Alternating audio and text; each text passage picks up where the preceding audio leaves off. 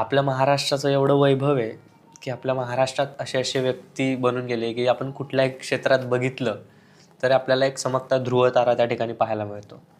म्हणजे जर आपल्याला असं वाटत असेल की आपण आयुष्यात काहीच करू शकत नाही किंवा माझ्याकडनं काहीच होणार नाही, त्यावेळी आपण छत्रपती शिवरायांचा आदर्श घेतला पाहिजे की तुम्ही शून्यातूनही स्वराज्य निर्माण करू शकता. जर तुम्हाला असं वाटत असेल की मी खूप लहान कुटुंबातून येतो किंवा मला कोणाचा सपोर्ट नाही आहे, तर तुम्ही डॉक्टर बाबासाहेब आंबेडकरांचा आदर्श घेऊ शकता आणि लेखणीची शक्ती देखील दाखवू शकता. जसं मी कवी आहे, त्यामुळे आमच्यासाठी सगळ्यात मोठे आदर्श तर डॉक्टर बी आर आंबेडकरच आहे की लेखणीमध्ये काय ताकद आहे ही एकटा माणूस अख्ख्या जगाला दाखवू शकतो.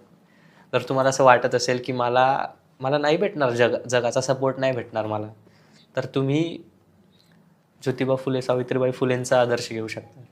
सुरुवातीला तुम्हाला सपोर्ट नाही भेटणार, पण एक दिवस असा येईल तुमच्या त्या कार्यामुळे आज अनेक लोक शिक्षण घेऊ शकताय.